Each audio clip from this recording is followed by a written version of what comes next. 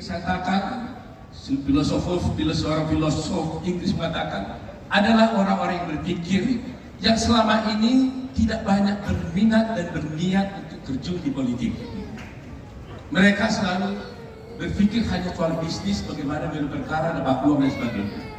Tapi hari ini kita melihat betapa teman-teman saya ini begitu cintanya kepada negara ini, begitu cintanya kepada Pak Prabowo. Sekarang ini mereka mau bersatu berjuang untuk memperjuangkan Pak Prabowo Subianto menjadi Presiden Republik Indonesia. Sekarang,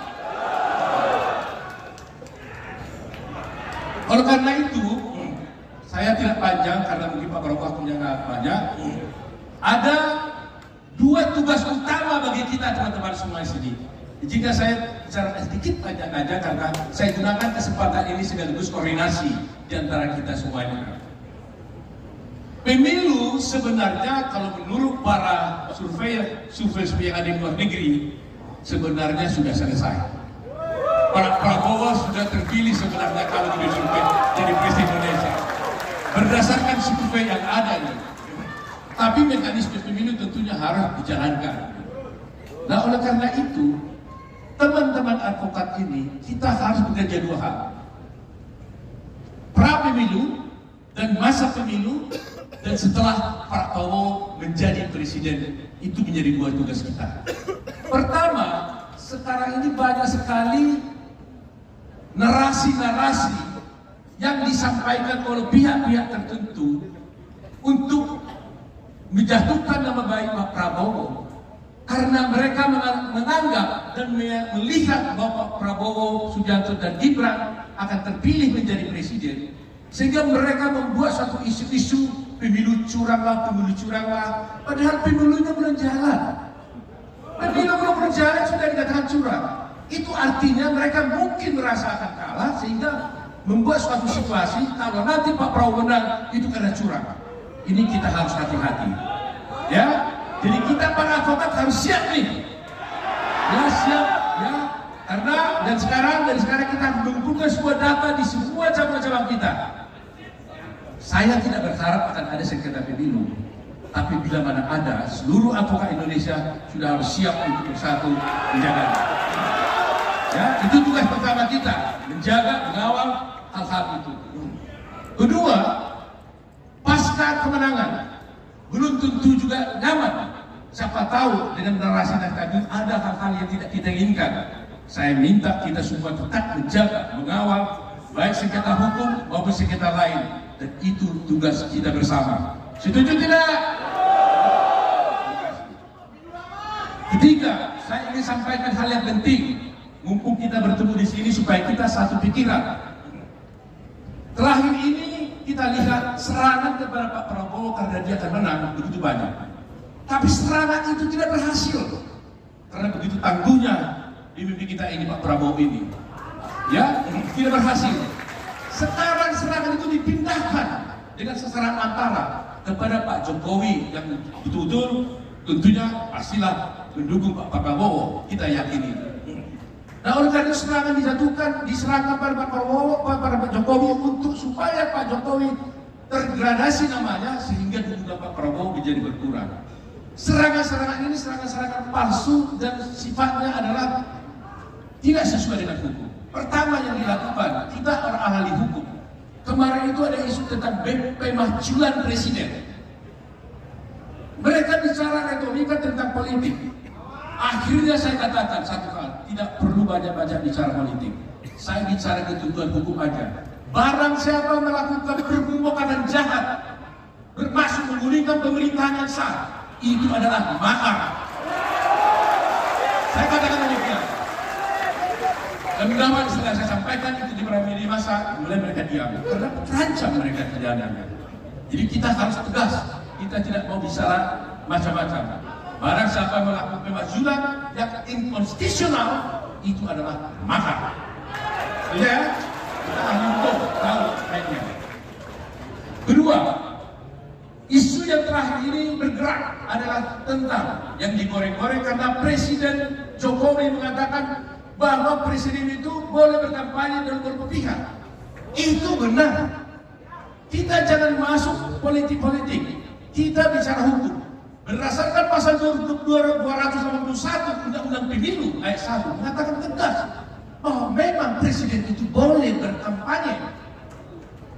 Kalau orang berkampanye berarti kan berpihak. Itu adalah sah menurut hukum. Ya, sah menurut hukum.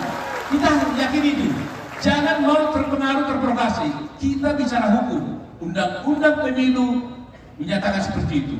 Dan ini sudah ada tahun 2017 dan sudah dipraktekkan dalam pemilu 2019. Kenapa sekarang diributkan? Ini kan sudah ada di sini dari dulu, ya kan?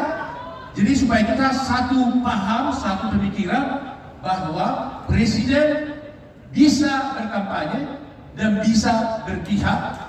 Memang ada syaratnya, yaitu cuti dan tidak boleh menggunakan fasilitas negara. Tetapi dia boleh berkampanye dan dia boleh berpihak. Dan kita yakini pasti sama dengan kita juga mendukung dan berpihak kepada Pak Prabowo Subianto. Ketiga yang terakhir, saya kebetulan diminta oleh Pak Jokowi sebagai kuasa hukumnya di dalam suatu perkara di pengadilan. Perkara mana menurut saya mereka tidak layak menjadi suatu perkara. Tetapi hati-hati, hari ini juga ada perkara di pengadilan Tun. Termasuk Pak Prabowo juga digugat, Ibu Iriana digugat, Kaisang digugat, Pak Bobi digugat, Gibran digugat, semua digugat. Kita kan ahli hukum. Kalau di Tun itu sudah jelas, yang menjadi sengketanya adalah objek Tun, objek tata usaha negara. Tapi coba bayangkan Ibu Presiden bisa digugat di sana, apa urusannya? Apa urusannya? Itu objek Tun, nggak ada. Tapi ingat, ini adalah suatu taktik yang mereka gunakan, menggunakan panggung pengadilan menjadi panggung politik. Karena kita masuk menggunakan di pengadilan, dia menggunakan narasi-narasi yang bisa berlindung di balik itu. Nah, oleh karena itu, kita harus siap melawan itu. Kami dengan tim sudah siap melawannya. Kemarin juga dengan Pak Jokowi saya bertemu bersekian ini, dan kita siap menghadapi itu karena dia akan banyak melakukan gugatan-gugatan. Di pengadilan Jakarta Pusat ada 4, itu ada berapa? Semuanya itu kita tahu gugatan itu omong kosong, baseless, ya, tidak punya dasar hukum, tapi bisa digunakan sebagai narasi-narasi untuk bisa menjelek-jelekan calon paslon nomor 2. Tapi kita tidak khawatir. Ada satu pemimpin partai mengatakan dia siapkan pengacara katanya.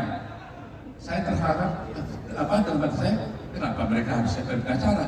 Kita lebih banyak secara kuantitas, kita lebih berkualitas juga dari mereka. Kita puluhan ribu orang, kita di sini banyak dokter, profesor dan sebagainya. Kita tidak akan takut dengan itu. Tapi kita tetap harus cinta damai dan kita tidak perlu nantang-nantang. Kita ikuti seperti Pak Prabowo bilang. Kalau dihina, tenang saja. Kalau dicaci maki, mari joget saja. Kata Pak Prabowo. Kita tidak perlu ribut-ribut, kita tenang saja, kita berdoa supaya Tuhan memberkati Pak Prabowo dan Gibran, supaya kita diberkati oleh Tuhan, dan kita yakini Pak Prabowo yang kita dukung, kita hormati, kita harapkan bisa menjadi Presiden Republik Indonesia. Itu teman-teman setuju mendukungnya? Setuju? Prabowo Gibran! Prabowo Gibran! Aliansi Advokat Indonesia! Aliansi Advokat Indonesia! Terima kasih.